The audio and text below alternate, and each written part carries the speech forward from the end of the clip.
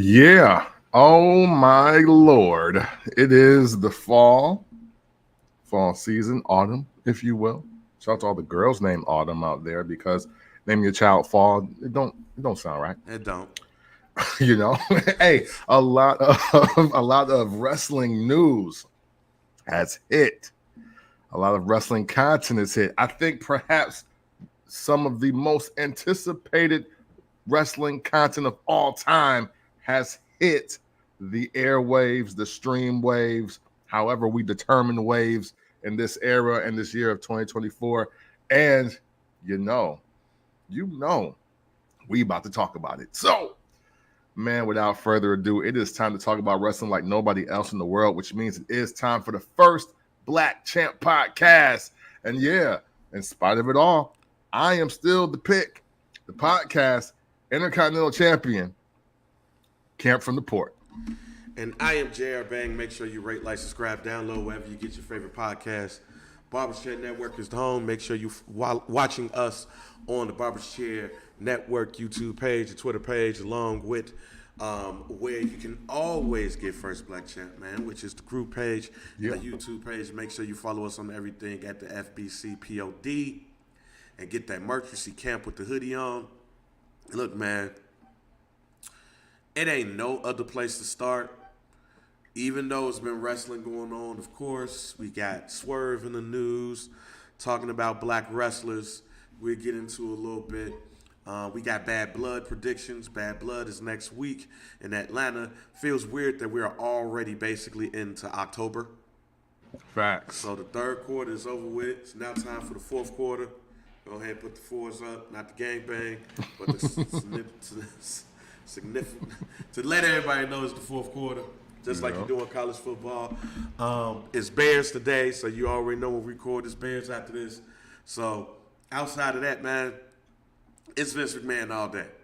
The documentary dropped on Wednesday, and from people who are not wrestling fans, people who are fair weather, casual wrestling fans, I've heard different opinions on this.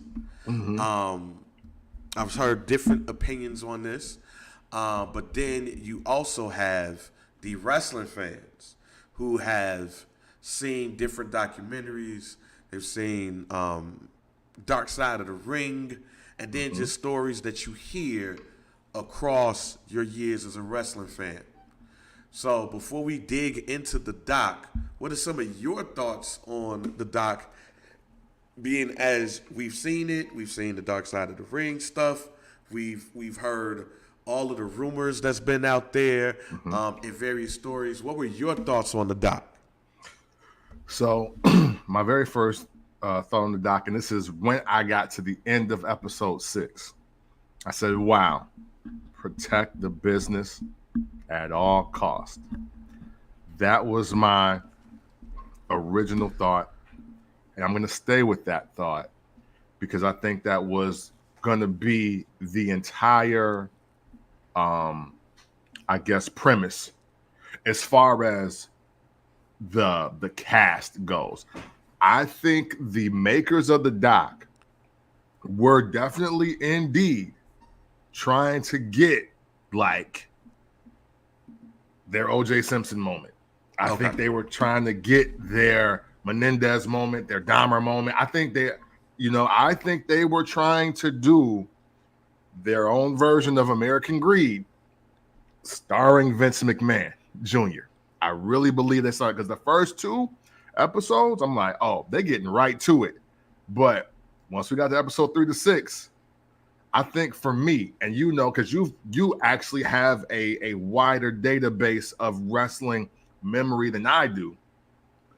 It's kind of just confirmed a lot of things after episode 2 for me, and that was interesting.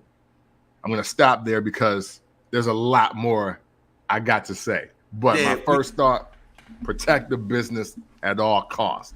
Yeah, we gonna get into this episode by episode, breaking down some of the stuff. It wasn't too much that I did not already know. Well put together, Doc. It wasn't too much that I didn't already know. There was a couple of things that I had text you and Jonathan Hood. All right, okay, I didn't know this. This shit, not only did I did not know this part of it, but this is nasty. Yeah. This is wild. I don't know how you don't get in trouble during that shit, right? So, but it wasn't too much that I didn't already know, but I did think it was well put together. Let me just say that. I thought it was well put together. I thought it was some things that could have been dug in a bit more, but I'm not going to trip because it's 6 episodes. They're, an hour long? You can't always say, you got to fit everything into it. I'll talk about some of the things that I wish that they tackled a bit more at the end. But let's get into the first episode. So the first episode of the Vince McMahon documentary entitled Junior, it talks about Vince's childhood a bit more. It wasn't a lot of stuff that we've heard Vince McMahon dealt with abuse from his stepdad and stuff. They didn't get into they didn't go too deep. Let me just say this. They go into him and his father's relationship. How I guess he went in to hug his dad, but his dad didn't hug him back or some shit. You know what I'm saying? You can tell he has like issues when it comes to, I guess, the parental side of things, which kind of reared his ugly head a little bit later in the show. Shoot, I would say the entire doc. Well, you say the entire doc. Especially when one of the storylines that we heard that was thrown around was confirmed, but we'll get into that when we get to that episode. Yeah. I wish, we could start to say this during this joint too. I wish that they would have went a bit more into the WWF Capital Wrestling Corporation. I wish they would have went a little bit into detail on how that was set up. From what I've read, there were 6 people who owned the Capital Wrestling Corporation, which was the parent company of the WWF at the time. Mm-hmm. And one of those men was Gorilla Monsoon. Yeah. And how basically Gorilla Monsoon was supposed to be next up. But Vince was like, nah, Dad, let me go ahead and boom, boom, boom. Yeah. So he said, you have to go take care of the homies, though. Like, you can have it. I'll sell it to you. But you got to take care of the homies. And they all got lifetime contracts. Yeah. So they were lifetime employees of Titan Sports, WWF, until whenever. I wish they would have went more into that, just to give a little bit more details into what, like Vince didn't just walk up to his dad and was like, yo, let me go ahead and buy this thing. Right. He had to prove it out to his dad. I wish they would have went into a little bit more detail in the proving out, especially with their relationship, which you will find out later in the episode. Real quick on that, because I feel the exact same way. I need an hour on that. Because, as I come into watching wrestling, I just think that Gorilla Monsoon is just one of the greatest commentators in the world. You know what I'm saying? Him and Bobby Heenan. And it's like, man, how do you get to there? I also think it's important to tell that story because I do think that Vince selling or just putting Gorilla Monsoon in position to run the WWF versus what happened, I think we get 2 very different WWFs at the time. And I think it's very important to highlight that because it's like, man, I mean, we hear the stories and we know the stories, but to hear it from that angle, to hear that Gorilla Monsoon was actually next, but Vince had to buy it. Like, this was not a nepotism play. This wasn't even I think you know the business well enough to even manage it. It was like, look here, kid, you just got here, but this is my guy. Right. So, as you said, there are 2 different worlds. if Vince McMahon gives the company to Gorilla Monsoon compared to his son. Now we all know about Vince's whole thing about making the company national, going into different regions and grabbing their wrestlers and then snatching up their time slots. We know all of that. But one of the other things that was confirmed in this documentary, and I was surprised that it was confirmed in this documentary, that Hulk Hogan was not the first choice of being the face of the company. It was Dusty Rhodes. Yeah. That's major considering what we've been led to believe the last 25 years now? Man, longer than that. Yeah. Damn, yeah, it's 2024. Yeah. We've been called to believe for over 30 years now that Vince McMahon Jr. specifically hates Dusty Rhodes and was literally serving him up to be ridiculed and diminished and just to be less than he ever was. And this doc don't say that. No. This doc don't say that at all. I was surprised to hear Vince say, yeah, and basically Dusty didn't believe him. And this is the other part, like, Dusty was like, man, you capping, fam, like, you straight. But also that, yeah, I wasn't capping, but we needed somebody that had a better physical structure. Somebody that people look at as a god, so to speak. Somebody, when you look at somebody, is like, yo, that's who I want to be. And that person ended up being Hulk Hogan, who was already a part of the WWF before, who Vince McMahon Sr. was like, yo, you ain't doing that Rocky shit. So again, look, because we're not even born yet. When I see Rocky 3, I'm, 5 or 6. But the movies happened years ago. Today, years old, I realized that one, Vince Jr. wasn't in control, and that by the wrestling owner or community, Hogan was told to not do this movie. And if he did the movie, that he was out. That's why I'm going to call cap on him in the later episode, dog. You definitely want to be a movie star. You definitely want. You need to stop that. You need to stop that. Your movies are just trash. Right? Yeah. You couldn't tell me that if you appeared in a Rocky movie, then afterwards you wasn't looking for movie stardom. Like you can't. That'd be like me asking Mr. T and Mr. T saying that, and yeah, I call Mr. T Cap too. Like, nah, you. Bro, you nigga, the 18, like you don't get the 18 without this movie, Jack. So what, Hulk Hogan? You don't become Hulk Hogan without this movie. You were Thunderlips, my G.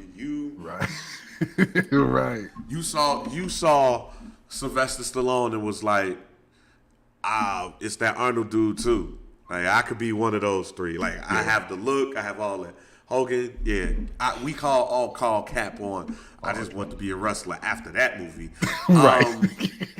You're right. But then Bob Backlund is the champ. But this is stuff from other documentaries that fills in, right? So like you said, the wrestling community didn't want Hulk Hogan to do this movie. They felt like it would pull the curtain on the industry and all of that stuff. So it's like, nah. Hogan like, nah, I'm doing that shit. But Hulk Hogan, here's what I thought as a kid. I thought Hulk Hogan was a part of the WWF when Rocky 3 is made. Yeah. But what I also thought was Hulk Hogan was never a bad guy.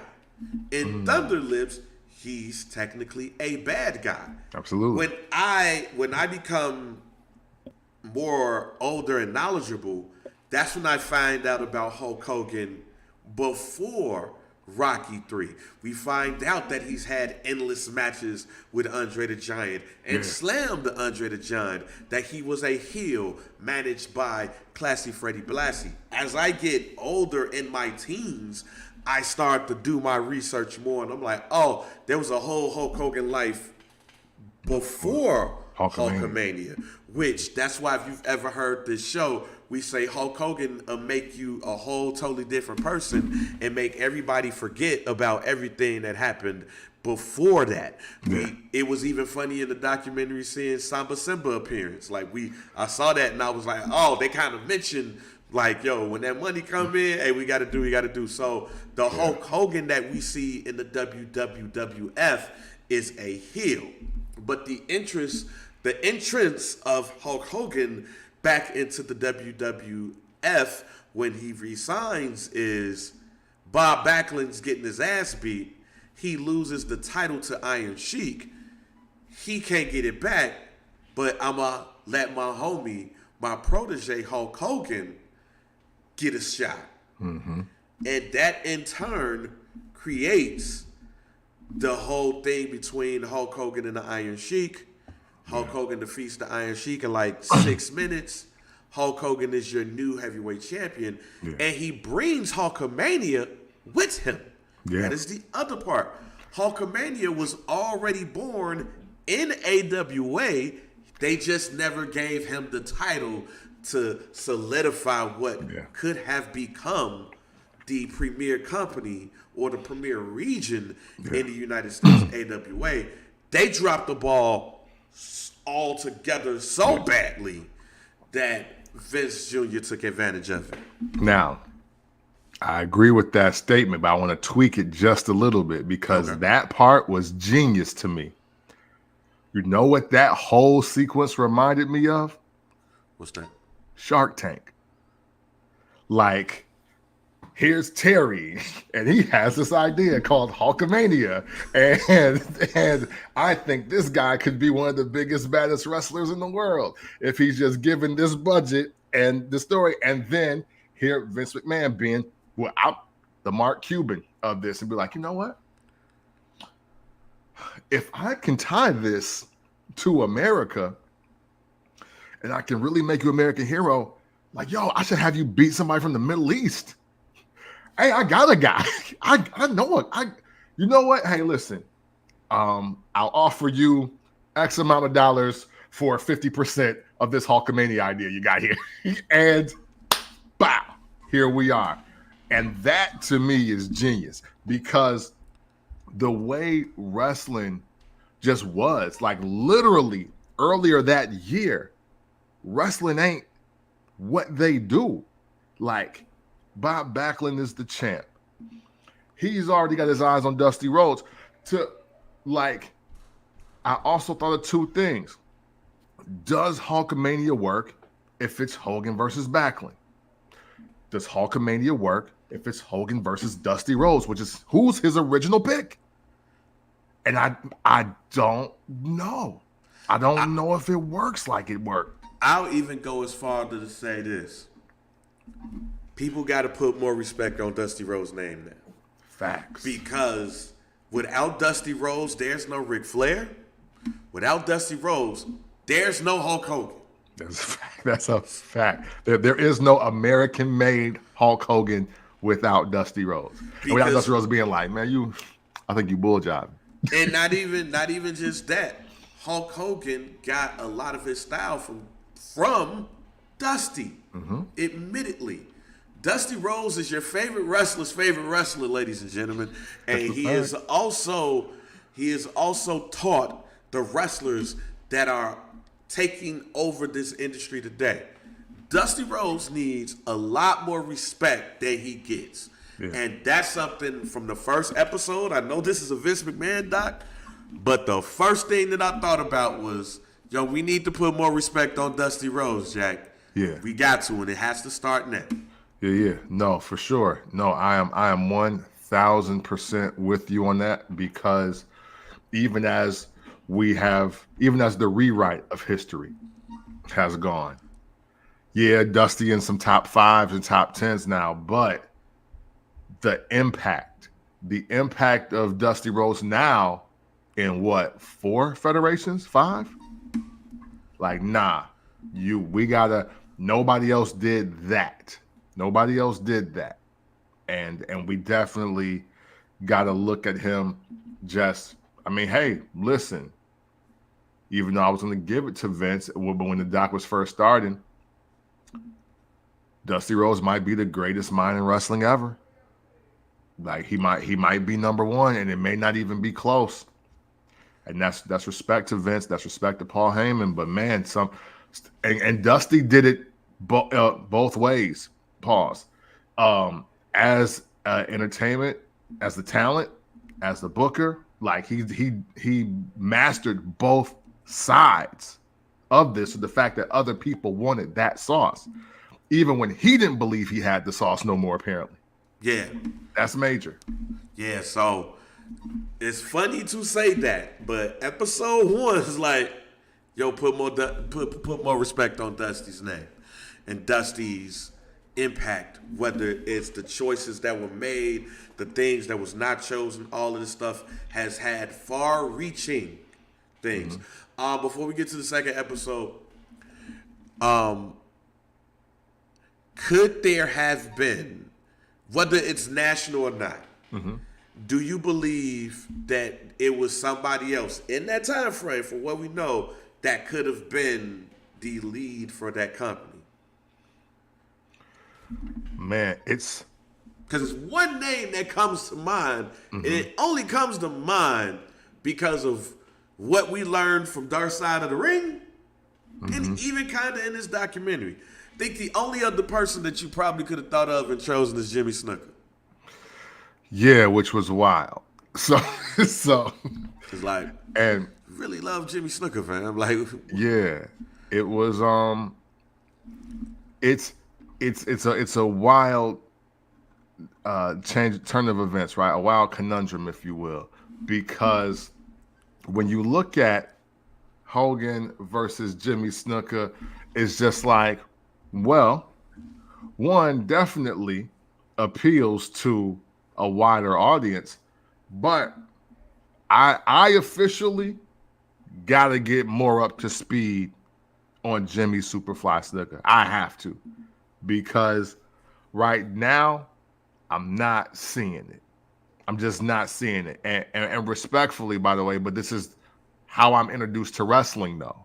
See, now I'm starting to think that 1977, I'll say, to 1983 is the most pivotal time in which I missed all of that in real time. And maybe for me to sit in that moment, maybe I feel differently, because what I end up growing up watching, it doesn't translate to it could be either one of them and Vince is good.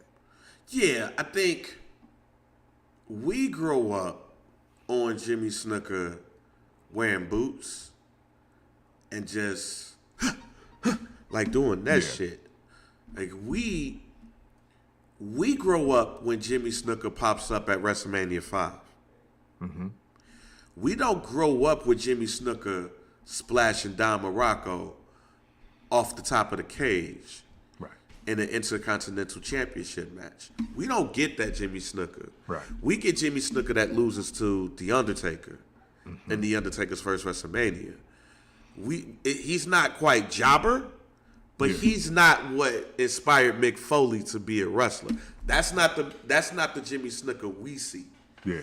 Even when we look at when we're older now, and whether you rent the tape or you got what I had purchased was the History of WrestleMania on Columbia House. Shouts out to Columbia House. I didn't even know until I got that tape that Jimmy Snuka was the person with Hulk Hogan and Mr. T in WrestleMania 1. Yeah. I'm like, whoa. Back then, Jimmy Snuka's the man. Yeah. When we grow up in wrestling, Jimmy Snuka is going up against Mr. Perfect at the Survivor Series. Yeah. That's what we see. Right. So that there's a distinct difference in that. So when I look, I'm like, damn, Jimmy Snuka was, especially at that time, was like the big highlight moment. It was the big pop.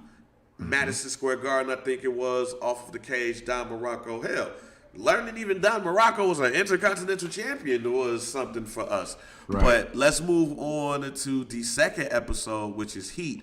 They kicked off the episode with my man doing the stand back performance, and Vince McMahon doing that shit. Yeah. That shit's always funny every time I see it. We see, and they talked a little bit about Saturday night's main event and stuff, but a couple of things that were confirmed by other people already, but we saw it and they discussed it. Actually, was the unionizing joint. Yeah. That discussion to me, as somebody who has said for years, Hulk Hogan has been a heel. If it was an episode to confirm to y'all that Hulk Hogan has always been a heel and an ain't shit nigga, it is this episode. Man, I felt like Bobby the Brain Heenan when the NWO was created. This episode, I was like, man, I've been telling people this whole time since I can remember, Hulk Hogan ain't shit. I was the only dude in the hood that was like, Ultimate Warrior, a Macho Man. You don't fuck with Hogan? No. And there's some reason why I don't mess with dude, but I'm sorry, I don't fuck with him. Yeah. This episode was so impactful to me. Camp, guess what I did party yesterday? Yeah. I watched Tuesday Night Titans and Primetime Wrestling. No, excuse me, Primetime Wrestling. I watched Primetime Wrestling. You want to know when I started watching the Primetime Wrestling episodes? Yeah, when? After WrestleMania 2. And I kept going. And I finally got to before WrestleMania. And I can't watch it in a moment. Right. I am barely 2 years old. But what did I do for this camp?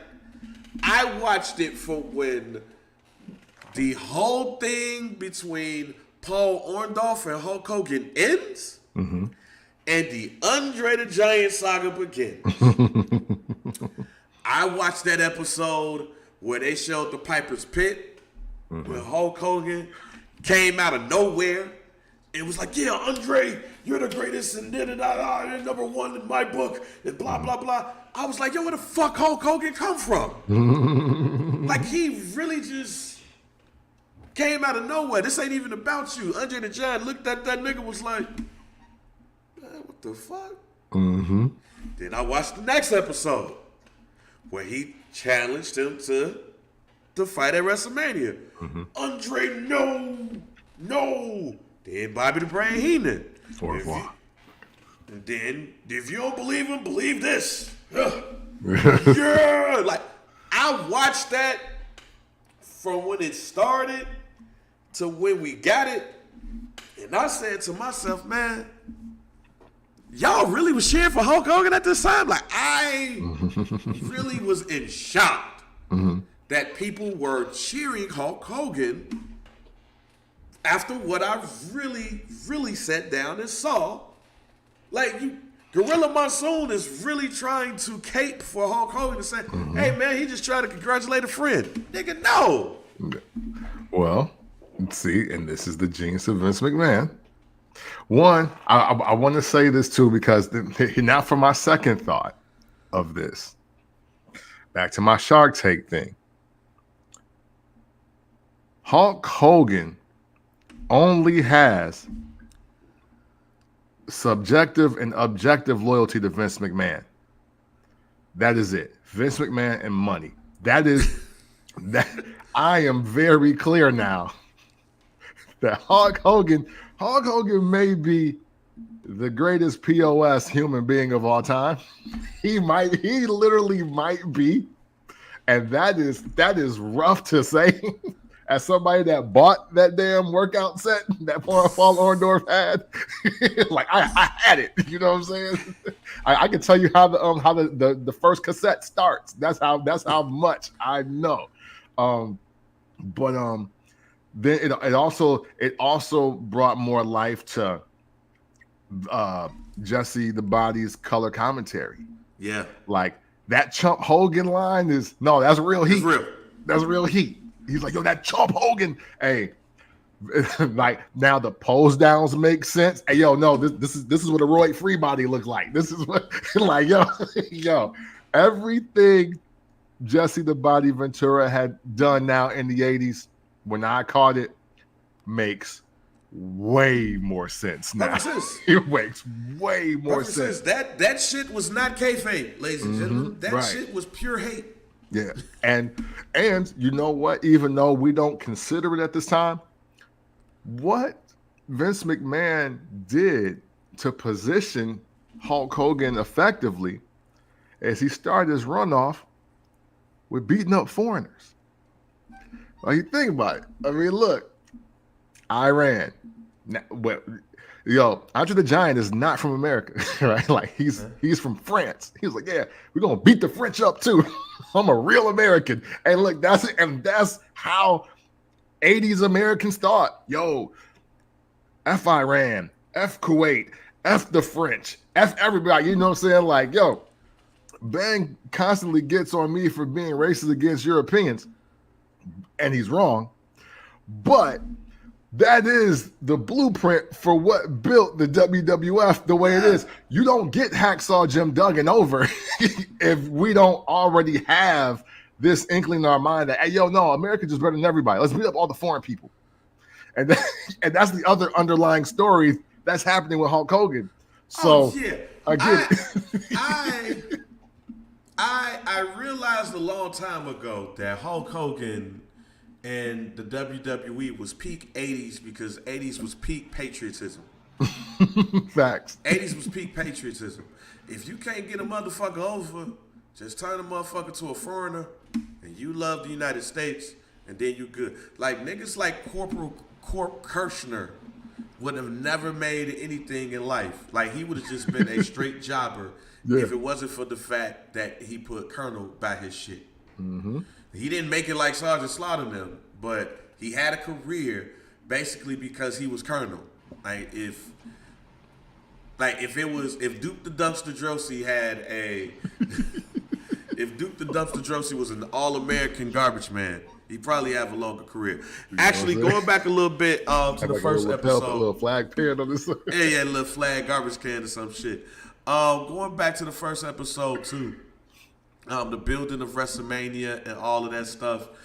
What I didn't think they mentioned is that Howard Finkel was the person that came up with WrestleMania. I think that might have been missed. It has always been said that Howard Finkel gave the name WrestleMania and stuff like that, but there's that. But going back to that second episode, WrestleMania 2 looks like it almost fucked shit up because Vince McMahon was like, oh, let's put it everywhere. Yeah. Let's put it in New York, LA, and Chicago. Yeah. But they skirt past that one. Like, WrestleMania 2 is like if I were to put, now mind you, to me WrestleMania 2 is the worst WrestleMania.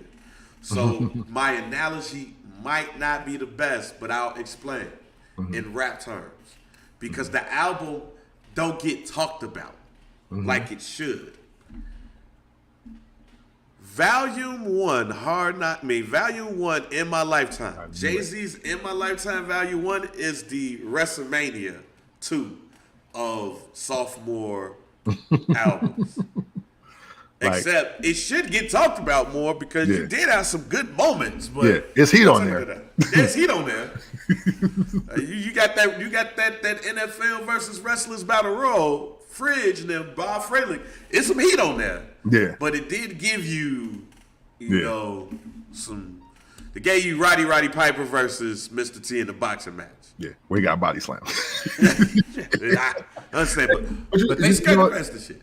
And the thing is, and just like Volume 1, what my argument has already been, but if you take off what girls like and change the beat on You Belong to the City, like we talk about this differently.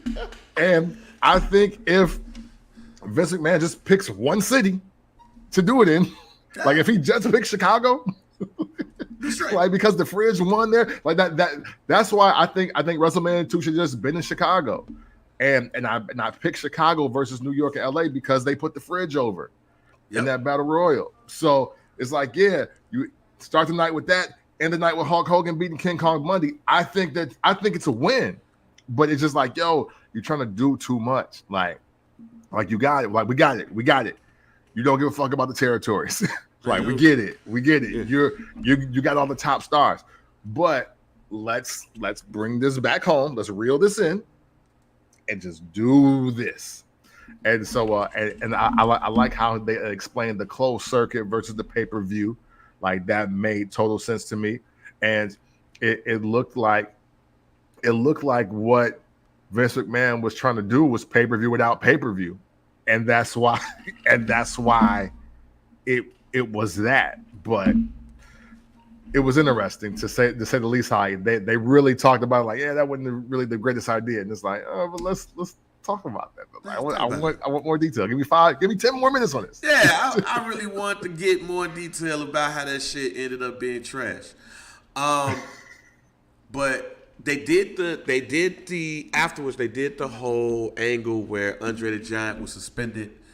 Andre the Giant was going to film The Princess Bride. He came back as like Super Machine. Mm-hmm. They put the mask over him for a little bit. He also had like back surgery and stuff too, because they wanted WrestleMania 3 to be the big one. That's Hogan versus Andre. They did the whole thing about the tickets, about how they said it was 93,000, but it wasn't. It was like it was 78. I don't give a damn. There was a lot of people in the motherfucking building. Yeah. But kayfabe. Come on, man. And then they mentioned, I think Meltzer had mentioned some shit where it wasn't no torch passing moment or some shit because Hulk Hogan was already bigger. So goddamn what? Like yeah, man. We're here for the story, bro. Right, we're here for the story. And then plus the way we got shamed for saying that the Greg the Hammer Valentine we knew. Right. The way we got shamed for that, the Andre the Giant y'all niggas knew was jumping off the top rope. So right. What? It's the story, fam. That they didn't even have to mention that. Yeah. But the match happened. They told the whole thing about Hogan didn't know if Andre was gonna let him pull him over. He was like, slam. But Vince McMahon confirmed the story, so there's that. Because you got to confirm some shit around Hogan. Yeah, I was gonna say that this is the only true thing he said. Like up until like in the doc, in the doc, I think it only confirmed that Hogan told the truth maybe like 3 times in his entire life, in his entire wrestling life. He may have told the truth maybe 3 times, and that's one of them. Yeah, if this documentary told me anything about Hogan, you need 2 to 3 more people to confirm his story. Right. That motherfucker is a liar, all right? He's a liar. Hulk Hogan is a liar and a half. Like, I don't know how y'all really fuck with this dude. I don't know why y'all going to get his Real American beer. This nigga's a liar, all right? If I learned anything. Also, I learned that some of the family was like, hey, we don't like this Hogan getting all the credit shit. Yeah, that's another thing that we learned, but I understand that. They talked about No Holds Barred. They played the Dookie video part. I was laughing at that. Like out of all of the clips y'all could have chose, y'all chose What's That I Smell? Right. Dookie. Like not the part with Zeus. Yeah, not the part with Zeus. Nothing else. Not the fight scene or nothing. Just Hulk Hogan picking it. That I was like, all right, y'all doing too much, directors. Like y'all could have picked another scene. Y'all just want to make motherfuckers look dumb. Mm-hmm. But they did start to talk about how Hulk Hogan's popularity started to wane a bit. Mm-hmm. And Hulk Hogan did the same thing for Ultimate Warrior, like he did for Andre the Giant, and all of that. But here's my best part of the documentary. Okay. Before we get into the steroids piece, it was hearing Bob Costas curse. What? When I heard Bob Costas say "fuck," I say, "Yo, whoa." I ain't never heard this before. This is awesome. We getting real. That was my favorite. That was the only pop. If we want to put it in wrestling terms, that was the only pop I marked out moment hearing Bob Costas say "fuck" in Bob Costas' voice. Because it's like, yo, we're used to hearing Bob Costas with the montages before NBA on NBC and being the voice, the intellectual voice of our sports fandom. But him basically saying, and they was doing too much with that WrestleMania 7 Hulk Hogan Sergeant Slaughter shit. Yeah. I thought I was going to get killed. And hearing him say fuck was what I marked out. Not even go front. No, Bob Costas is a G. Bob Costas is a G. I like it. So I'm with it. But they start going into the steroids thing. And they made the steroids thing seem longer than it actually felt to me. And I'll get to that a little bit, but they start talking about Dr. George Sahorin. Vince said, hey, I cop some shit off of him. I cop some work, but it wasn't illegal to be getting that shit, but it was illegal to sell them, and he was selling it. Look, I like being swole. I want to be around swole niggas, basically. Like, that's what it felt like Vince McMahon was saying. It felt, that felt nasty, basically. That felt nasty. Where if you just think about it in our terms, Vince was like, yo, in order for this product to be what it is, man, we need swole dudes. And I enjoy being swole. I want to do this bodybuilding shit because I think we should be seeing swole niggas. But it just didn't work because all they was doing was taking steroids, and I wasn't trying to do that shit, especially, with what I got going on in my life. But the MVP of the documentary, the Dave Chappelle Hater of the Year of the 20th century goes to award. The Lifetime. Get this nigga a Hater Lifetime Achievement Award. Phil Mushnick of the New York Post. Man, that was something that I learned in this documentary, that nigga hated Vince McMahon and wrestling and was willing to do whatever to take it down. Yeah. Phil Mushnick, the third thought that I have for this doc. Phil Mushnick is literally showing you that haters will never prosper. They'll never prosper. And I want to explain it in the terms of this documentary. If Phil Mushnick would have went after the correct targets, he would have got Vince McMahon out of here, because potentially he had a better chance of getting him out of here, because he would have forced Vince to make some decisions that would have went either for or against his own organization. Like the steroid, because we're on the steroid piece. Phil Mushnick doesn't want to go after the doctor. He's going after Vince McMahon. And Vince McMahon is like, well, hey, I'll come clean. Yeah, I use steroids. But he was like, but I ain't wrestling. I don't care. Like, you know what I'm saying? When he come clean and say, yeah, I do use. Yeah, I cop from dude. Yeah. So what? You already got to get off Vince on that note. But no, he wanted to build this smear campaign that says, yo, well, I hate Vince McMahon, so I'm just going to try to take down the whole WWF, versus the aspect of what we see a lot now today is that, hey, dude associated with your organization, he a part of your company. Hey, well, he do X, Y, and Z, so what y'all going to do about that? You about to fire dude? You about to cut his pay? What you about to make him do? And then people got to step down. People got to resign. Like he should have put the doctor on blast and then made Vince decide if he was going to fire dude or find a new doctor, and he didn't do that. He keep trying to pin every single body on Vince. Like his whole entire life ends up being dedicated to finding all the stuff that Vince McMahon had did. And this is where I disagree with Bruce Pritchard, because he was like, yo, this is like a slander campaign. Y'all trying to bury Vince McMahon. I don't believe that happened at all. I believe that if you have a coherent, common sense deemed mind, you could be like, okay, he wasn't loved or hated by everybody, but a lot of his early issues were the people around him. Yep. But y'all wanted to blame the dude with the most money, and that is y'all problem. Yeah, if Phil Mushnick would have got the surrounding people, somebody would have flipped. Yeah. Somebody would have flipped. Now, he did in some cases help out in talking about some of those people around him. The Ring Boy scandal was the other joint that I was like, okay, now I did not know about this. Now, I knew about the whole thing with the Barrio and the whole thing about that was on Donahue, which is the whole sexual misconduct thing. I knew about the accused raping of the female referee. Yeah. I was today years old when I learned about the Ring Boy scandal. Man. Same. And how there was a ring announcer who would scoop a black ring announcer at that. Yeah, I was gonna say, yo, I was real quick.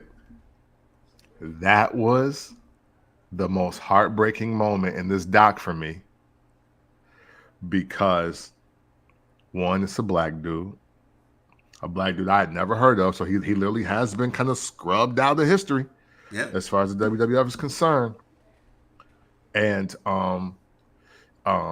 this is where we come to my third and my fourth thought, because now I officially love that Tony Atlas is in this doc. At first, I ain't gonna front, because he did show up like Fred Flintstone at the Water Buffalo Lounge with the you know what I'm saying, with the joint without the hat on, right? But Tony Atlas, I do feel that Tony Atlas is the most objective black voice that we have as far as Vince McMahon. I'm not saying that everything, I didn't agree with everything he said, because you grab my meat and you a dude, you may not be able to see for the rest of your life. Yeah. Right? So, but I guess that's how bad he wanted to be a wrestler. Hey, listen, I feel about that the way I felt about what Terry Crews said, and I'm on my side of the fence. That's it. And look, I will go get a regular job. Everybody knows it about me. I will go get a regular job, bro. Don't touch my meat. Don't touch my body if you're a man. How about that? Just don't put your hands on my body. Hey, I ain't gotta say much more to that. Right. Hey, he grabbed my pecker. Hey, man, I'm trying to keep a job. Hey, yo, even homie was like, what? Yeah, he grabbed my pecker. Like, I was like, and the thing is, this is Tony Atlas. It's like, yo, like as big as you are, you let that happen? That's what the what was. The what was, and you Tony Atlas, but you Tony Atlas at the time, though. Yeah, you not Saul but you Tony Atlas. What you mean he did that to you? What the fuck is you talking about? He just over there just boom. Like, you gonna allow it? Yeah, that's so that was nuts, right? But again, Phil Mushnick to Tony Atlas, thoughts 3 and 4.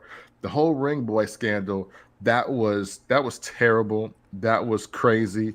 And now I think this is the first blurred line in the WWF Vince McMahon type of situation, because what was interesting about this part, about the Ring Boy scandal, is that, everybody eventually, you can say, spares, saves, and then puts over Pat Patterson.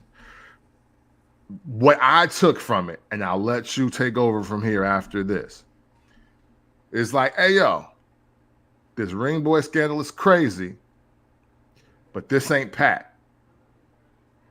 Pat a homosexual, but he's not a pedophile. We stop that. It was like, yeah, maybe they all like boys, but he don't like the young boys. He's not doing this. He's obviously doing some other things that don't fall in line with wrestling male testosterone culture, but he ain't that. And I think that's important, because who knows? Maybe the original connection that Pat had with Garvin and the other dude was like, so we all gay. Oh, bet. But then little ring boy comes through and they're like, yo, I got something on deck. He was like, whoa, hold on. I have my eye on Don Morocco. I don't know what you know what I'm saying? No, I have my eye on Tony Atlas. I don't know what you doing. You know what I'm saying? Like, yo, no. Like, have you seen Tony? Like, these niggas. And he was like, so I ain't on that. And I think that is important to specify, because although I'm not a member of the community, I had to deal with a work situation in this regard, to where sometimes people perception of you on your lifestyle can cause unwanted problems. So, I did think it was respectable that they was like, yeah, Pat Patterson was gay. He was a homosexual male, but he wasn't on that though. Yeah, they spent enough time on it where I said, this ain't a Vince McMahon documentary at this point right now. They talk this is more of a Pat Patterson doc right now. Yes. Because I was like, okay, we're spending a lot of time on this. Mm-hmm. But I did get this. Like, everybody was like, yo, you can talk all that shit y'all want, but Pat Patterson is one of the good ones. Yeah. That's also how it kind of they wanted to make sure that was known. Like, he one of the good ones, man. Let's make sure we know that. Yeah, and that's number two where Phil messed up. Hey, yo, you want so bad to tie Vince McMahon to this ring boy scandal, when really you should have went after Garvin and the black dude and the other dudes and be like, hey, yo, you got pedophiles working for you, right? What you gonna do about that? Not saying, oh, he's got this is what they would call it today, he's got a sex trafficking ring with little boys. Like, you can't do that. You gotta be crystal clear, because even Vince McMahon, he even speaks to it later. He's like, yo, when they say you this, then you this. And like, it don't matter what you can prove after that. And he's right. So that Phil, again, that's hating will never get you nowhere. And Phil Mushnick, number two. That's why. Yeah, so but that was something that the ring boy side of it was something that got me. They talked about Reader. I think Chatterton was a referee who was accused of rape, and the red herring in all of this is when they did the investigation into the money of the WWE.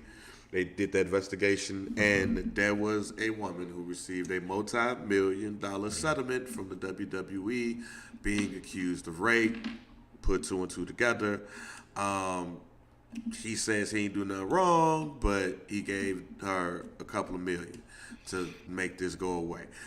Which it definitely turns out that Vince McMahon will pay the freight to move some shit out the way, because they did mention the Jimmy Superfly Snooker moment that was mentioned on Dark Side of the Ring. Yes, I'm sorry. I just want to rewind just real quick. Just 15 seconds, skip back. I do believe that Vince McMahon, that was his first I'm stepping out on Linda move. And the girl was like, hey, I'm sorry.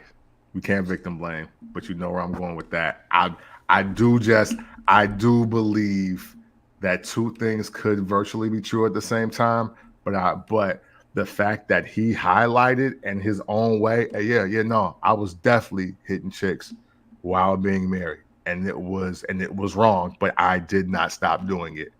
And I think there should be a doc on more of extortion attempts on Vince McMahon than maybe trying to prove that he's the R-wordist. So I definitely believe that, especially in the 80s, there's more opportunities to extort people to get stuff out of them than things may happen. Now, I don't know if it's this, but I think if you looked at the 80s, I think you saw an uptick in lawsuits for certain shit. Mm-hmm. That's why we'll say that's why I believe, just kind of putting in a moment that I thought in this doc, if more people just flat out went after him and got him arrested for the shit that they said he did, instead of suing him or doing what Phil Mushnick was doing, that's probably not even the WWF right now. Like, literally. Facts. The federal government, even if you look at that case, ain't really have shit, but they was like, we don't fuck with dude. And that's one of the few times the federal government gets it wrong. Normally the federal government, when they get you, you're gone. Like, they just need you to confirm. But we got 90% of the shit. Even with the Hulk Hogan shit, as we'll find out, they gave Hulk Hogan full immunity. And Hulk Hogan was like, nah, none of that shit y'all talking about was happening. Which, again, don't trust Hogan, niggas. Like, Bobby Heenan was right, though. Bobby Heenan was right. But they started talking about the federal government, how he feels like that they're bullies. So it lets me know that Vince McMahon is squarely MAGA. Like, Vince McMahon is squarely MAGA off the whole thing of, hey man, they tried to fuck me over and they did too much. And that's the same shit that Trump has been talking about. So I know I understand why Vince McMahon is MAGA. I understand why Vince McMahon is MAGA. I understand why Vince and Trump are friends. Yep. Like, everything, everything in this doc was like, but here's the thing. Y'all hate him, and you moving off hate. You not moving off facts. You moving off emotion. And that's how he weaseling out of everything. Hey, listen, I'm not here to say that Vince McMahon is a great or a perfect guy. I don't know him. But what we seeing now, because we're on episode 4, right? As we're talking? Yeah. As we're on episode 4, what we are seeing is no. We're still on episode 2 going into 3. Okay, so we in the first 3 episodes, and what we are witnessing right now as this doc is happening is that, hey, here's a dude who met his father as a teenager, bought his business from him, took it to another place that nobody saw it going, and you just don't like it and or him. But you're trying to put him in his name and too much stuff that ain't got nothing to do with him. So he looked like he Teflon, when really you just gotta just leave dude alone and maybe let him self-destruct on his own. Well, let's say directly not involved. Yes, directly not involved. Yes. Yes. Yes. And that's what I kind of got. This is not caping for Vince McMahon, ladies and gentlemen. Yeah, no. This is faulting the people who are going after him. Right. Strategy all jacked up. If I'm looking at the first 3 episodes of this documentary, the WWF should never have made it. Yeah, facts. But everybody, even from a wrestling standpoint, they hated him enough that they tried to ignore him. And then he couldn't be ignored because he had the money. Then the federal government just was like, yo, he's a dumb wrestling guy. We can get him. And it turns out that he was smarter than that shit. Yes. Vince McMahon, if I learned anything from the first 3 episodes, we shouldn't even be taught. There should not even be a podcast dedicated to wrestling if they do it right. Yeah. Vince McMahon ain't been shit for years. Y'all just going about it the wrong way, and it took y'all a minute to actually do it right. We'll get to that. Let's go to the screw job episode. Which, wait, what about Snooker? I'm sorry, because I cut you off. Even with the Snooker shit, like if it is true that he went into the post, like if the dark side of the ring shit is true, that is proof positive that this nigga ain't shit, and y'all doing this the wrong way. Y'all going after this man the wrong way, but he know what he doing is right.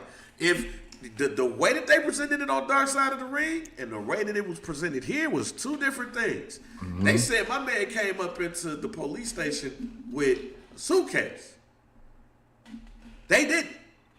Yeah. But Dave Meltzer said the same shit. That shit just magically disappeared until when they arrested his ass before he died. So that's what I'm saying. Like Tony Atlas said something. I think it was this episode that he is 110% right. Yo, if y'all really knew what went on in wrestling, Y'all think of us as the underbelly of the world. And Yeah. you know who probably knew that after doing his research and just didn't go about it the right way? Phil Mushnick. Yeah. Phil Mushnick was like, oh, no, fuck all these wrestling motherfuckers.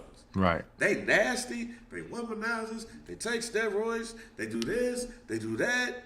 He just didn't go about it the right way. He went about it in a journalist way with the hit jobs. But when you have what you have, with Hogan being on Sports Illustrated, the WWF,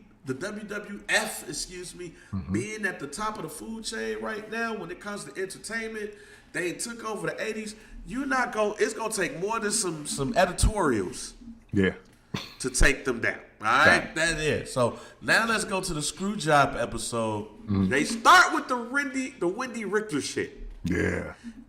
When they started off with that, I knew where we were headed, and this is when I was like, okay, here's the WWE or FI love and know. Yeah.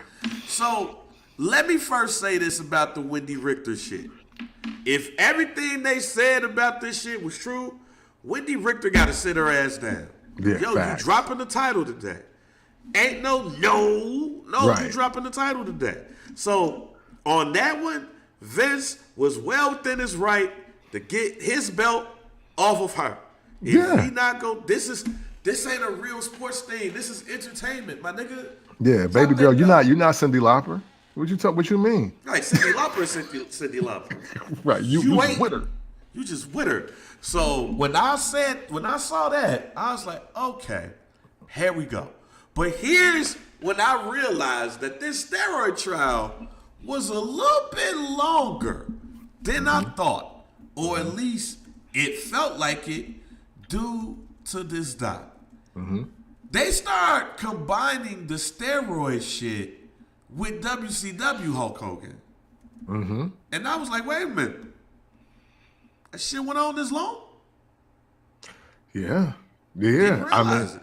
Yeah, it's interesting because and I'll tell you only why I remember it, because I remember Hulk Hogan debuting on WCW and he just looked smaller. Yeah, he was like 275. That's when we start being billed as 275. But I didn't put it together that the steroid trial was in 1994. Hulk Hogan debuts in the summer of 1994. So yeah, Hulk Hogan, that was nasty work. Absolutely.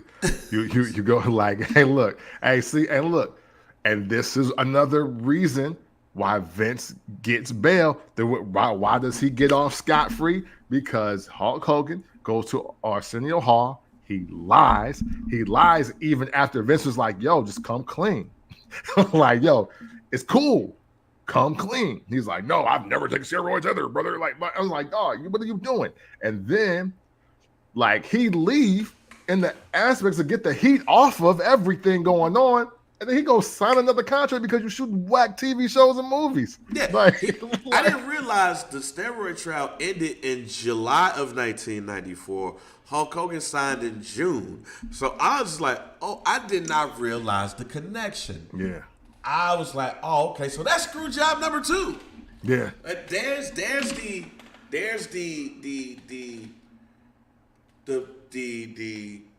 reap what you sow moment that people, I think, was expecting to happen to Vince McMahon. Yeah. You have the walls closing in on you. Your main attraction leaves and he goes to the competition, and you out here fighting for you and your company's life. And when you're acquitted, I think Phil Mushnick and others was like, oh shit. Which also let us know that after the steroid trial, this is probably the first time when Vince McMahon is like, yo, I'm Teflon, bitch. Yeah. He's DJ Drama and Irv Gotti after dealing with Fed cases. Like, nah, I'm out here, nigga. Now he didn't have the failure of things that happened like Irv had afterwards. Right. Maybe he's feeling more like DJ Drama. But they start talking about the steroid trial. They talk about Hulk Hogan testifying and all of that shit. They go up in that deal, but then they start talking about they start talking about WCW. Mm-hmm. And hearing the USA executive say, one, hey, if he would have got found guilty, that shit would have been off TV. But also, it was USA that went to the WWE and was like, hey, man, cut that Nacho Man shit out.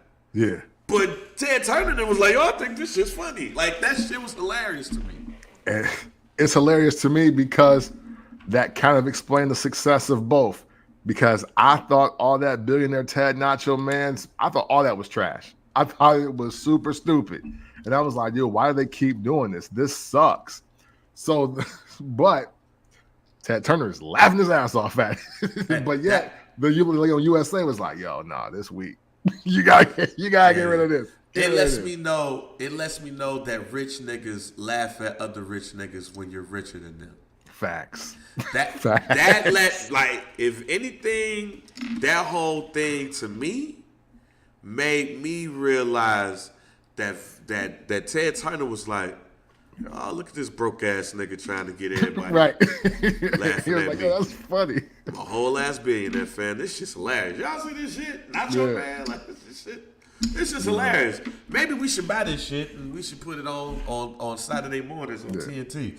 Hey, to do a callback quick to Volume 1, Ted Turner did the y'all rapping ass niggas, y'all funny to me, selling millions being you, but still you want to be me.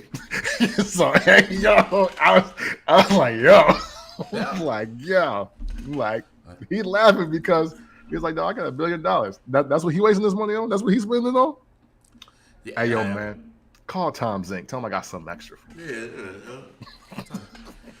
We ain't worried about this shit. Then they start going in a bit of detail into the curtain call, which something that I did not know, and maybe I missed it, that Vince McMahon approved the curtain call. He was like, oh, go and do that shit. Yeah. And then when it happened, was like, oh, that's the shit that I agreed to? Oh, fuck. Man. So hearing Triple H again said that he had to eat shit and like it was hilarious when you look at what ended up happening in the end with WCW being bought by, like, Triple H may have lost, but won in the end. Oh, yeah, for sure. Yeah, so, yeah, and hearing Shawn Michaels say, man, I thought that kayfabe shit was over. Shows you how high Shawn Michaels was. Like, right. Shawn Michaels was high as fuck. What is interesting here, everything is perspective with Vince McMahon on this Screwjob episode.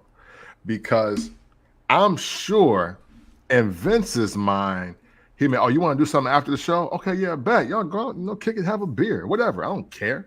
Like even though I know he said, like, after the match, I think Vince always thought, oh, the light's gonna hit, people gonna be leaving the arena, and we just gonna we can go to Waffle House together, or we could be seen outside, maybe signing autographs or whatever, maybe like later.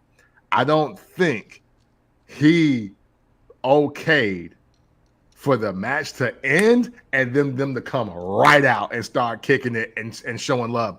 I don't think he agreed to that. And they were like, yeah, no, this is what we're gonna do. And it was like, kayfabe is over. One, Shawn Michaels was obviously high. But two, that's how much the Clique ran the WWF. Yeah. To the point where he was like, oh no, everybody know we kick it. Hey, newsflash, buddy, the 13-year-old here in Freeport, Illinois, I did not know that. I didn't know.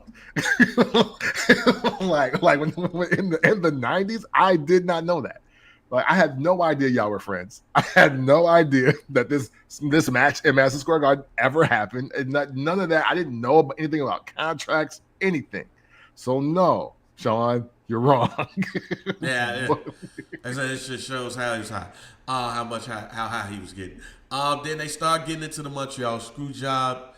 The part of the stories that we already know. Yeah. That pretty much everybody did have some type of knowledge of what was going to happen. And then they They get into that it led to the Mr. McMahon character. If you're a wrestling fan, you know this already. But it feels like the Doc took a dark turn. Boy. After episode 3. And now it feels like, okay, he got into his bag when he became Vince McMahon and Mr. McMahon. And when he became Mr. McMahon, he went from Vince, the guy that did everything he could for the business, to the guy that's now ready to kill everybody moving when it comes to his business. And that's when we get to episode 4. Now, this is part of the story of Vince McMahon I did not know. And I know that a lot of people, even when we put our social clips, people be trying to jump down on us, not thinking that we know our knowledge. Well, ladies and gentlemen, we are knowledgeable people. I know about Dr. Jerry Graham. Dr. Jerry Graham in the Florida territories was major. And his son has been in this business for years. And again, like people before our time that have been very impactful in this business, Dr. Jerry Graham is one of the greatest heels of all time. And Vince McMahon said that he was a heel, and one of the main reasons why he liked him, because he never liked the good guys. What I did not know is that Vince and Dr. Jerry Graham were cool. They had a relationship. He kind of looked at him as a mentor.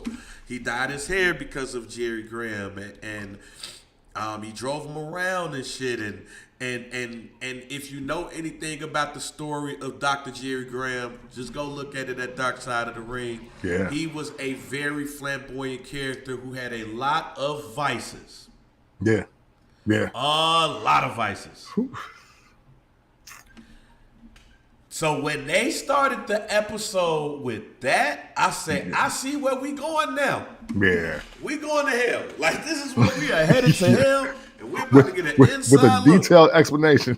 Yes, we are about to get a detailed look. Because it's not even the fact that they ran the disclaimer at the beginning. It was, yo, Dr. Jerry Graham. And I was like, oh, if you just looked at the Dark Side of the Ring, you like, oh, okay. Yeah. That's your man's? Oh. Yeah. I was getting somewhere. Yeah, we about to go. And then like you have Eddie Graham, who also had his issues and everything. Yeah. That whole Graham family. Yeah. I think like Mike Graham, who even though he had his vices, was like the good one out of the Grahams and all of that stuff. But they start getting into that. I said, yeah, we're about to take the turn. They start talking about that, the Montreal Screwjob, and how it turned into a bigger business because it birthed the Mr. McMahon character. And how the fight of they get into the Monday Night Wars. We know this. They get into the birth of the Monday Night Wars, or at least the Attitude Era, and finding out that the Attitude Era pretty much started off because Shawn Michaels put some gauze in this shit. Was basically like, okay, y'all could have kept that story. Yeah. I really wanted the Attitude Era to start off in a whole different way. Yeah. But Shawn Michaels got fined, and then Vince McMahon was like, yo, we need some attitude. It was like, oh, the Attitude Era. I'm gonna stick with my Brian Pillman actually started the Attitude Era with the Booker Man moment. I'm sticking with that. Y'all can stick with what they said, but I'm sticking to the Booker Man moment on WCW between Kevin Sullivan, rest in peace, and Brian Pillman, rest in peace. And I'm starting it there. Okay. But you know something that was confirmed to me, Kent, from the port? Yo. And that's why this will always and forever be a part of the show. That, we ain't really going after the 12-year-old. We're going after what demo? 18 to 34. Yep. Ladies and gentlemen, I've been telling y'all this as somebody who works in media, that anytime that y'all get mad when y'all don't see certain people, don't blame the Booker Man. Blame white men. Ages 18 to 34. If they don't want to see you, they ain't putting you out there. Nope. Now, that made me feel good, but they start going into the shit we already knew. Yeah. They start talking about Stone Cold. They showed some of the ECW stuff. They talked about Triple H being punished for the curtain call and how Steve Austin was the beneficiary with that. The King of the Ring tournament, Austin 316. Yeah. How all of that basically was like, oh, this shit's lit. And how Mike Tyson, once everybody saw Mike Tyson on WWE programming, it was like, fuck, this shit's over with soon. Yeah. Man, real quick. I'm sorry. What? Real quick. Two things. One, salute to Stone Cold Steve Austin for the greatest audible of the 90s. One. That's the greatest audible of the 90s. Like, wow, what a play. You ran for yourself. And two, I officially learned how different black people and white people saw Mike Tyson in the 90s. Explain. Because I love Mike Tyson, right? I got 2 pictures of Mike Tyson that y'all can't see right now on my wall. When he got out of jail, obviously, because I mean, this is what black culture do. We celebrate because we thought he was never guilty or whatever, what have you. But even after, you know, the biting of Holyfield's ear and all the antics, and Mike Tyson's obviously on drugs. He's out of control. There's rumors that he's broke. He has nothing. Don King took all of his money. In the black community, I would say Mike Tyson is more of a martyr / product of his environment, or a product of just getting too much too soon to be a young person, versus white America, especially white America wrestling core demo, who thinks that he is the ultimate loose cannon, that he can't be trusted, that he is a detriment and a danger to everything around him, and how we just didn't see it that way. It was just more like, well, what would you do if Don King took all your money? How would you behave if this big head boxer headbutts you? Like, man, that's Mike Tyson in Indianapolis. You think bitches ain't fucking? Like, we've totally caked for Mike Tyson the last decade, where they're like, oh, Mike Tyson, oh, is this the right thing to do? Well, I'll go even further. What this documentary, like I said, this documentary opened up my eyes to certain things that I didn't think it was going to, because it has nothing to do with Vince McMahon. The one thing that I got out of this documentary is that Mike Tyson birthed the UFC the way that we know it right now. Because of white men, ages 18 to 34, who watched the WWE. Now, I remember when they said that Mike Tyson is coming to the WWE, he was suspended. So the first thing that we thought, not just, I don't think black people, but white people, was like, yo, so he gonna wrestle somebody? Right. Mike Tyson about to wrestle somebody, and when we saw him and Stone Cold interact, we was like, yo, it's gonna be Austin versus Mike Tyson at WrestleMania. That was our thought. I also remember hearing like, nah, he can't really do that because he's suspended over the Evander Holyfield shit, yada, yada, yada, all of that stuff. So he had to be a referee. But when you look at the reaction to those white people in that audience, or everybody in that audience, if you look at the reaction when they saw Mike Tyson come out, the Titantron, and come out there with the suit, with the butterfly collar out, the pinstripe suit and everything. Yeah. Go look at a UFC event. It was the same old reaction. It is the same reaction. White men ages 18 to 34 at that time loved Mike Tyson because Mike Tyson was the ultimate badass. So when you look at the UFC, they love those UFC fighters because they're ultimate badasses. Before Dana White and them got a hold to it, they loved it because this was just the art of fighting and all of that shit, different disciplines and stuff. No. Dana White and them saw Mike Tyson in that ring, and they said, no, this is what we need from our fighters. Yeah.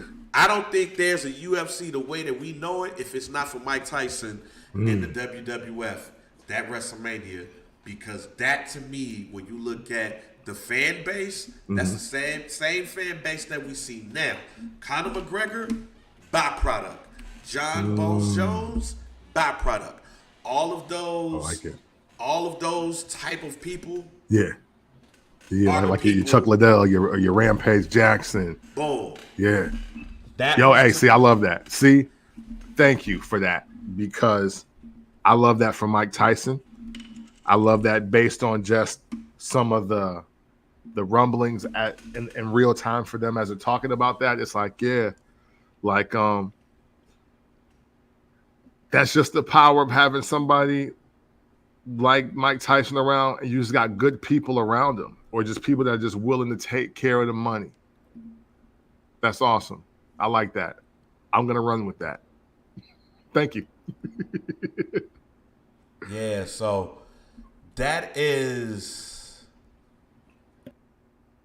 it to me when I looked at that, right? So going into it, that was pretty much the change for I think a lot of people too. At that point, the WWF became cooler to watch again because, as we had said on a prior episode, when we looked at NWA, WCW, like that NWA time, right before it became just fully WCW, and you saw the Four Horsemen just whooping everybody ass. You see Sting get his leg or his knee fucked up every other week and all of that shit. When you see all of the blood and stuff, when you see every wrestler come up in there with a tank top and some cowboy boots with some stonewashed jeans, you knew a fight was going to happen. Right. This is when the WWF started to become real, authentic to a lot of people. And then when you add Stone Cold winning the championship and the Austin McMahon thing happening, for older people, for our dads and our moms who might have watched it, hey, Austin McMahon was simply, hey, I want to fuck up my boss. And Austin is doing it. So this is great. This is awesome. But you start seeing these storylines. They start talking about this shit. And they go into also the birth of The Rock a little bit. They talked about the family history and stuff. And here's where, when I watched this, I said, Camp from the Port is going to be like, I told y'all niggas. When people of color refer to themselves as people of color, you ain't black in some people's estimation. Because if you black, you just gonna say you black. Yeah. Laz Alonso, out of all the people, I'm gonna bring up some shit that Laz Alonso said. Laz Alonso, actor, he's on The Boys. He talked about how, yeah, I'm a person of color, but I'm black at the end of the day. I'm Cuban. I'm a black Cuban. Yeah. I didn't hear, and maybe I missed it. Maybe I was eating some shit and I totally missed it.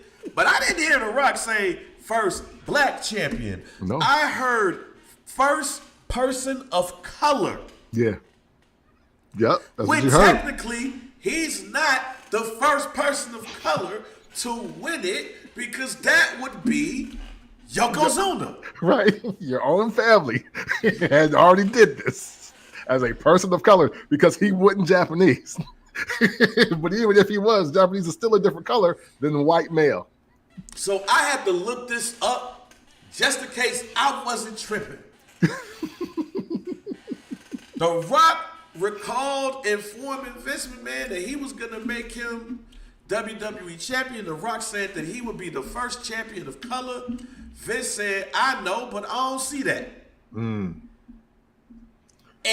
here's where I will agree with that statement. I don't think Vince McMahon saw color when it comes to champions. He saw color when it came to wrestlers, though. Yeah, for sure. But if that person drew or was going to be popular enough, I'm going to make that person champion. There's no Yokozuna if that is the case. Yeah. But Yokozuna was not Japanese. Right. He was, and even still, the way people be trying to group people into shit, he would still be a person of color. Yeah. Still would. The way people be grouping that shit. But when that was acknowledged and it wasn't black, I said, man, Camp from the Port is gonna be like, I told y'all, the man I don't identify is black until there's a need for him to come out as that. He didn't even acknowledge himself as black when he was rapping with Wyclef. What is we talking? This is all what I'm hearing in my head as that point is coming across. The floor is yours. Hey, listen. One, thank you for pointing that out. I was hoping we had a dead stop here because, man, they got 2022 Rock. What was that, 2021? So the one that's already, he's got all the success, all the accolades. That is superstar Dwayne Johnson talking to you in this documentary. And he said, Vince, I'm going to be the first champion of color. Dramatic pause. And he said, and then Vince spoke. That's what he said. He didn't say, I'm going to be the first black champion. I'm going to be the first biracial champion of black and Samoan descent.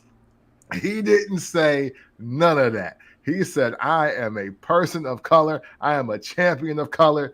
The Rock does not believe he is a black person, and we just gonna have to accept that because that is the deal.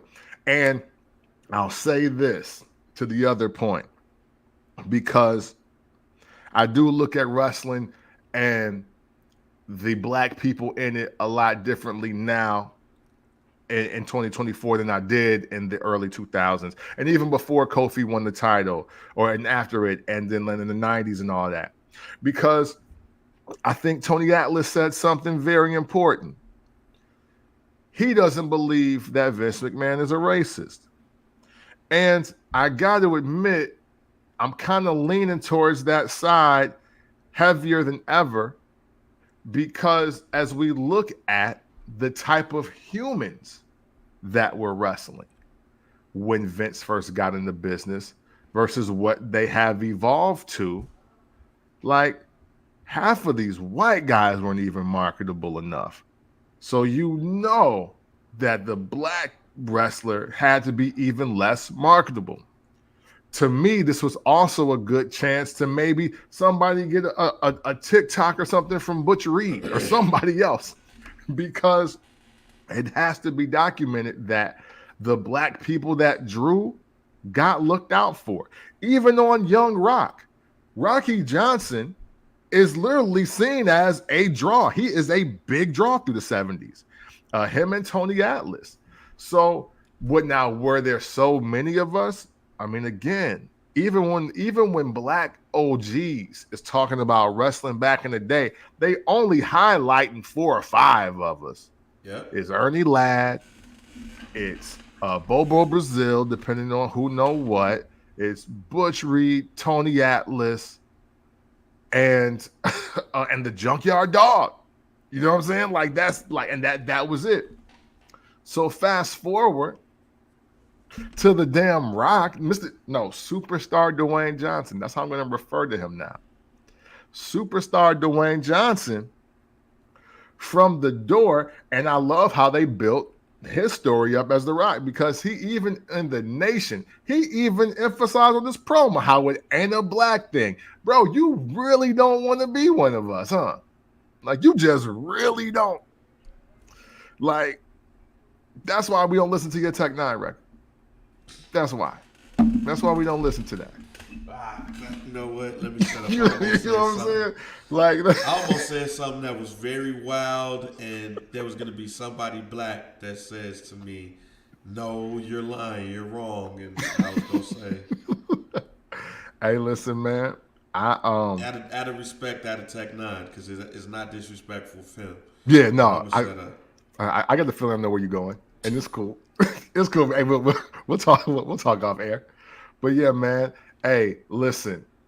So again, at his wish, y'all, moving forward. Because if you saw the doc, you heard what we heard. I will no longer consider The Rock a black wrestler. He is not a black champion to me, because that is not who he wants to be. He wants to be a person of color. Even though his daddy is black, and the reason why he got into the business, his black daddy got him in the business and in the company that he flourished in. But you know what? He don't want to be black. I ain't making them black. Superstar Dwayne Johnson, you are a person of color. Respect to you and all your success. Yeah. So you want to know one of the funniest things that I learned about this documentary as we move on from episode 4 to 5? Yeah. That all them niggas like, yeah, we was wilding back then. I can't look at that shit now. Like, it's hilarious to me how, and not in a bad way. It's just as a man. Yeah. Because there's shit that I did in my youth that if Trey does it, I'm like, oh no, hell no. We know your dad did that, so hopefully you ain't got to do that. Yeah. That's how the Attitude Era feels about what feels to all of these other wrestlers. Yeah. Like, yo. Yo, it's wild. That was wild, fam. Nah, I don't even know how we got away with that. That Katie Vick angle. Yeah. Now they go to the Bret Hart thing. Yeah, man. This is the worst part of the doc to me, outside of the sexual harassment stuff. Because if none of that is exposed, that doesn't even make the doc. Yeah. So the worst thing in this doc would have been, if it wasn't for that, the Owen Hart thing in a reaction. Yeah. That is outside of the stuff that I know. Yeah. So this is removing all the sexual assault, sexual misconduct allegations, and all of that. That was the nastiest I felt about this whole documentary. Basically, Vince McMahon detailing that night and how it was dark. So not too many people saw what happened, and they came to see a pay-per-view. They didn't come to see somebody die. The show must go on. Yeah. That felt nasty. Yeah. And that's the first time sans the sexual misconduct things that I looked at Vince McMahon and said, yo, you a nasty nigga. All I'm going to say is the moment that you found out that Owen Hart was gone, that pay-per-view should have been stopped. Yeah. And I didn't watch that pay-per-view live. I just heard the next day same. that Owen Hart died. Yeah. And Bret Hart might say something on Nitro, all this thing. That's when you can start going to the message boards and finding out shit. But I might need to go watch that pay-per-view. Because when I saw Jeff Jarrett and Deborah McMichael promo, I said, damn, why did they do this? Yeah. Yeah. You gotta wrestle in that? What was your thoughts? Yeah, man. So, if nothing else, for me, Bang, this was the first thing that was definitely Vince McMahon's fault, and there was nothing that he could do to get out of it. But, as nasty work as it is, I respect him for even doubling down on it almost 30 years later. Because the other thing that I learned in this doc, and Paul Heyman, he said it too, once we get to the end. Yo, Vince McMahon only loves the business. Like, that is his first and only love, is this business. And even though it is crazy to, even when you say it out loud, a wrestler dies right before a pay-per-view and they keep going and During his a blood pay-per-view. is on the mat. Yeah, I'm sorry, during, because it hadn't quite started, I guess. But his blood is on the mat. They've got him on the mat. They've covered him up. The house is a little dark, and now they're gonna continue with a show. And you can even look on Jerry Lawler's face, and he's like, "Yo, nah, this ain't it." Chief.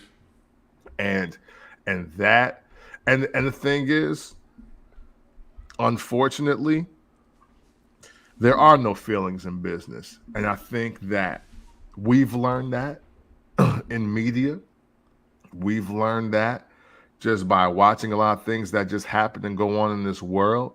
And I'm not excusing it. I'm not saying it's right. But I tell you what, though, I think if given the situation, I think Steve Jobs does the same thing. I think Bill Gates does the same thing. I think we know Elon Musk would do it 3 times.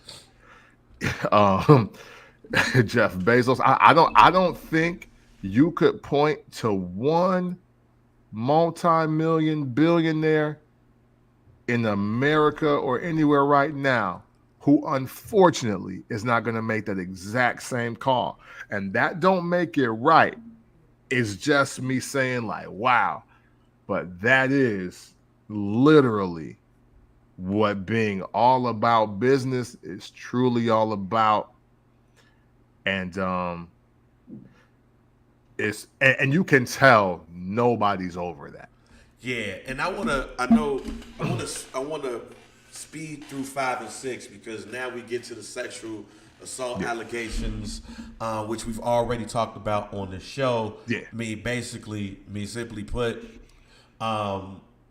it's a lot to that. It's a lot of, even with what we learned here, it's a lot added to what we already know.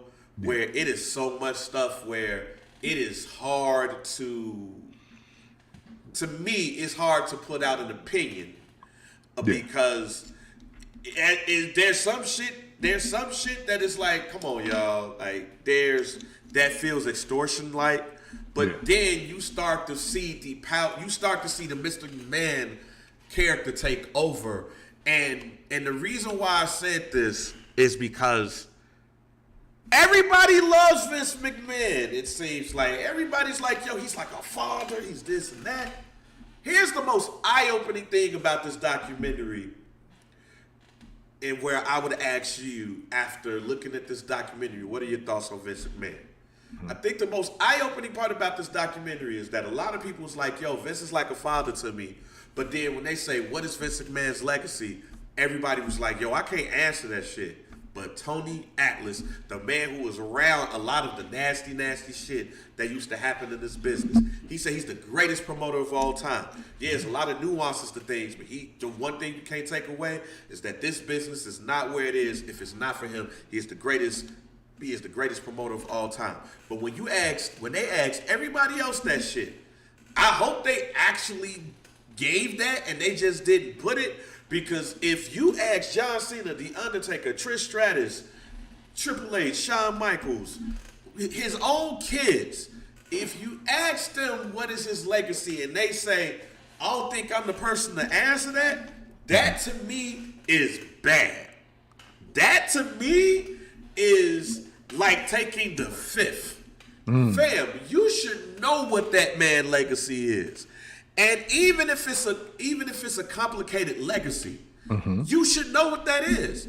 Vince McMahon is a complicated man. He has a complicated legacy.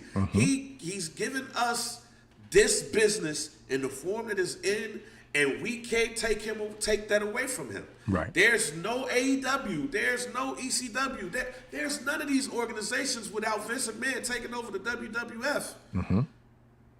With that being said, he a nasty nigga. Like, and that has to be said. He is a nasty nigga who did some nasty things, and he confirms to me that there's not a billionaire that's out here that's clean. You're gonna do some things that have to be beyond the realm of imagining what we would do, because we ain't got all of this to support and do. Not caping for that. I'm just saying that I don't think there's a non-nasty billionaire.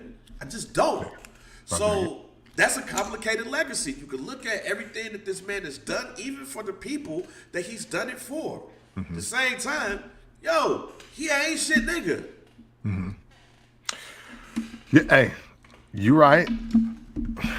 And I think, okay, so now to my final thoughts here, because it's all going to tie in together. That what is Vince McMahon's legacy question was pretty ill, right? Because to me, it is business first, business is business, and you either family or you not. And I think that is the interesting trick bag that everybody but Tony Atlas was in. Tony Atlas is not fam, right? Tony Atlas is not fam. He's been close enough. He's been around long enough. And I think he's played his position. But Tony Atlas ain't fam. John Cena, the reason why John Cena, much like The Undertaker, much like Trish Stratus, can't really put a finger on what the legacy is, because in a way, not even in a way, do you know what the realistic answer for them is? Creating John Cena, creating The Undertaker, creating Trish Stratus, creating Triple H, DX, and CFO, Triple H, like all of those, you know what I'm saying? Suit Triple H. Like, that's the thing. His legacy are the people talking about him. And that is whether it's good or bad. Hey, look, Bret Hart obviously needs therapy. He obviously needs therapy. Because Bret Hart was Shane McMahon at one point. Even he points out, even though his father is Stu Hart, he still said that that Vince McMahon was like a father to him. But then he literally blames his father because he can't take his belt to his other job, and he blames him for killing his brother. That's how hurt Bret Hart is about the Montreal Screwjob. He's so hurt by that, he thinks that Vince McMahon killed Owen Hart on purpose. And he says that in that documentary until legal action, until investigations are done to tell him otherwise. Bret Hart literally thinks that after Survivor Series in 1997, Vince McMahon is hell-bent on ruining his whole entire life and killing his brother. And that is crazy. That's crazy to think that he would do that. But I think that's also speaking to the person that he's heard Vince McMahon be to other people. Right. It's wild. So the thing is, we're talking to a bunch of grown men and women who all got signed and got their big breaks when they were grown men and women. They don't want to tell you, oh, he made me. And that's why, and this is why Hulk Hogan, as much as people do hate him now, and as much as he is a POS human being, he do got a point where he's like, yo, Vince McMahon didn't like create me. I was me, but he made it what you love about it. It's that thing where, you know, they may have came up with the idea together. Again, I think of it as an episode of Shark Tank. But the rest of the way, though, Vince McMahon starts saying, oh, I'm going to make 12 Hulk Hogans. And he does it in their own special way. I have so many Hulk Hogans now.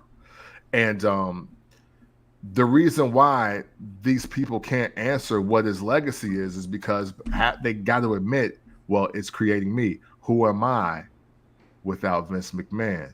Well, like, because everybody else answering, they come in, everybody but Hulk Hogan, they answer after WrestleMania is a success, after the Mr. McMahon character is a thing, after he's made the millions, after they've seen the plays, after he survived the steroid trial. So, like, it is difficult. That's why I do respect Tony Atlas the most in that piece of the segment, because he's the only person, I guess, either alive and or willing to talk that's just going to tell it how he remembers it, because he's so close, but not quite fam. So we're going to rapid fire this bad blood prediction piece, because there's a part about bad blood that came out last night or this weekend that I thought was very interesting. So we're going to rapid fire this real quick. Okay. No, nothing but who going to win and who going to lose. Bad Blood 2024 on Saturday, October 5th in Atlanta.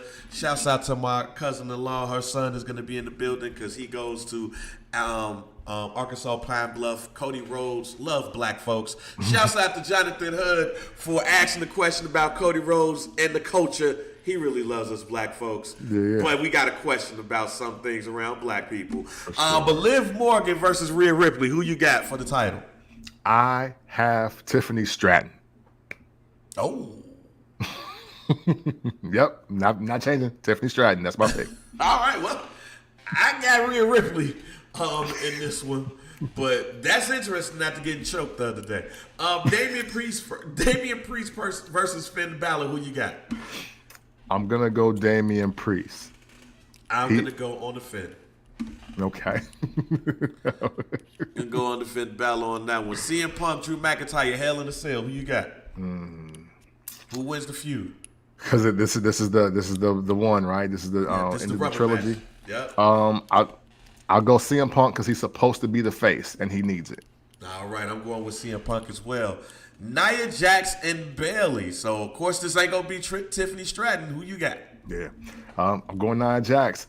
I keep. Oh wait, no. I'm sorry. No, I'm going Bayley.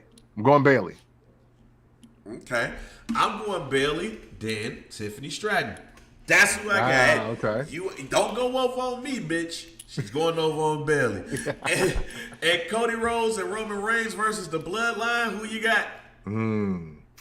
Oh, anything with Roman Reigns. Come on, Team Roman Reigns.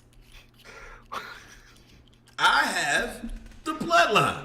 I have the Bloodline in this one. So now let's get, before we end the show, this first black champ. We can't talk about the black stuff in wrestling that came out.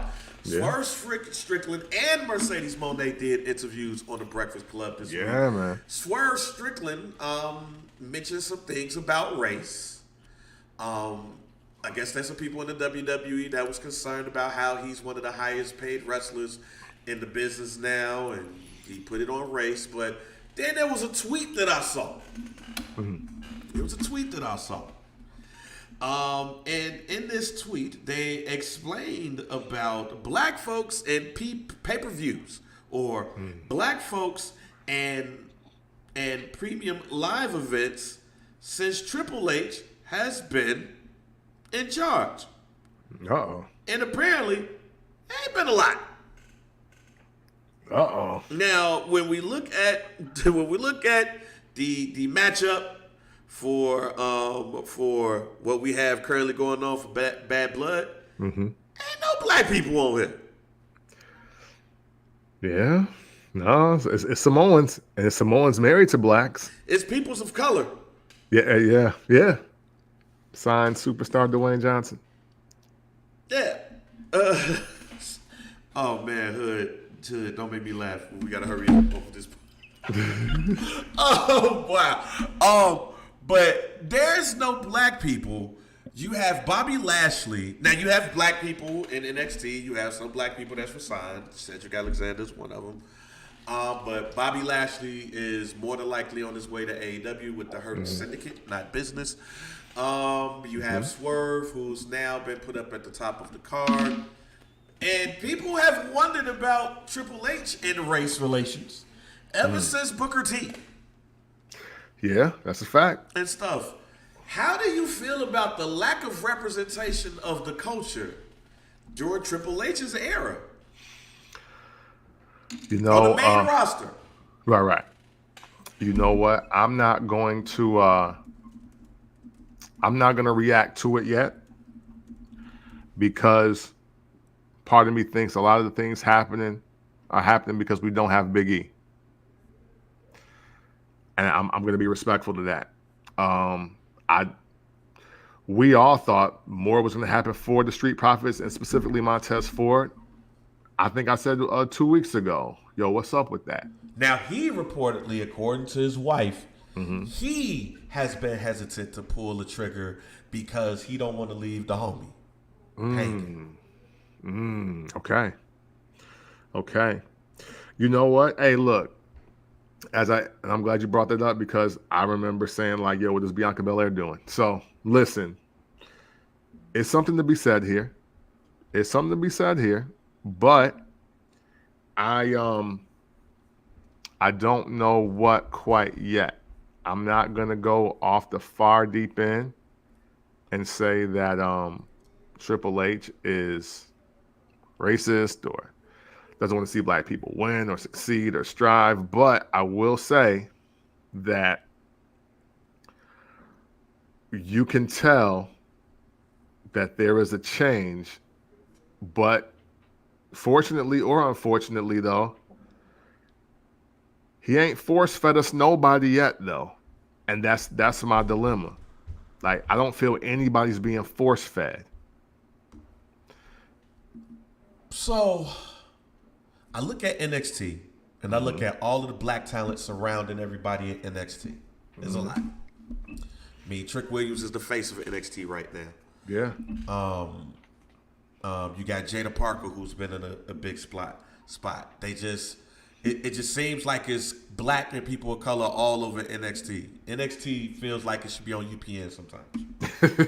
Not a bad thing. But I'm gonna read the daily this post that came from the Daily DDT on August 5th.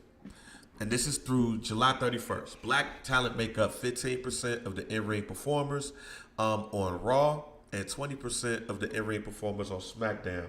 WWE Raw has had 31 shows to point in 2024 with black talent appearing in the main event 8 times. SmackDown has had 30 with 13 performing in the main event. Looking at all the data and the perception of the overall show is understandable why fans are concerned about the positioning of black performers. SummerSlam featured 14 in-ring performers across 7 matches with only one black person on the entire card, and Nia Jax. This is identifying Nia Jax as black. Hey, shout to Nia. You harder than your cousin. Right. And this is Daily DDT that's saying that they're acknowledging her as black.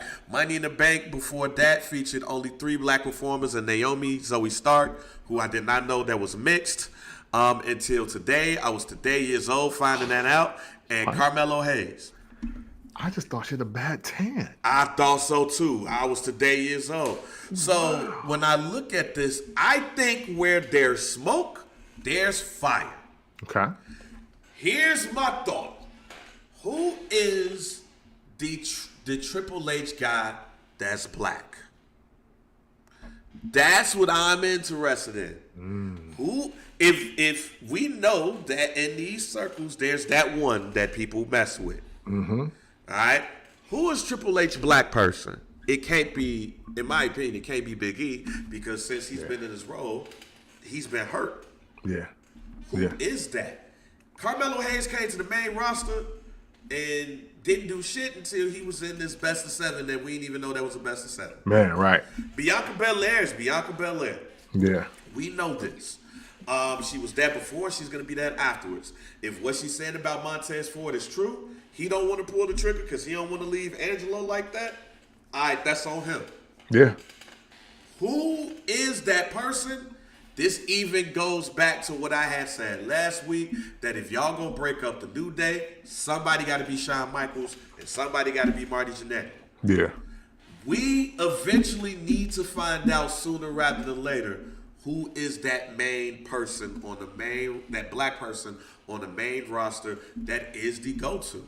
Yeah. We are at a point where we are right now that we can't go backwards from what we've been seeing. I'm not advocating that every black person needs to have a belt. That's not what I'm saying. What I'm saying, though, is where there's smoke, there's fire. Yeah. And if you look at the Triple H era, there's an era. Where the black people at? Yeah. I think that you have to start looking at Triple H funny in the light if this is how it's going to continue. Yeah, for sure. For sure. I mean, unless Sean out there killing it with his friend. yeah, unless he's gonna show up at a scrum and say again, hey, he said, well, I wanted it to be Montez Ford, but he doesn't want to break up the Street Profits. Like, hey, he has to say something. He's got to get on the 4th rope to tell me, you know what I'm saying? Like, so, and again, I was going to say Bianca Belair, but I mean, hey, you know what? Bianca Belair was never NXT Women's Champion when he was there. So, Paul, we watching you. That's all I got. We watching you. because Bobby, like, because they showed it in the doc, let nothing distract you from the fact that Bobby Lashley was teamed with Donald Trump for WrestleMania, and he's never talked about racism. But MVP did mention that he feels like Triple H ain't no racist. Mm-hmm. But anytime you hear a black person say, hey, man, I don't think that person racist, but they got racist tendencies. Yeah. Yeah. He's like, but we ain't really, like, welcome here, though. Yeah. It's like, yo, we cool, but we ain't that cool. So, all right, man, I don't have any guarantees. Nah, predictions was enough. Close us out. Oh, man. Well, hey, look, we thank y'all for tuning in to this McMahon Doc recap and prediction show. Hey, listen, all of you, the way you contribute to this community with your comments, your shares, your conversation, rumor, innuendo, and just plain funny and hilariousness, man, is greatly appreciated. Obviously, Bang and I can do this by ourselves, but we'd rather not because you all make the FBC POD community that much greater. So for that, we graciously thank you. And just know that whenever you want to talk about wrestling in an unconventional way, you do so by checking out the First Black Champ podcast. Pick VP DOC, and we are out. Fuck Phil Mushnick. Yeah. That was some real hater shit. Yeah. He just could have did it a whole lot better. Yeah. You almost worse than Johnny Wrestling. Yeah.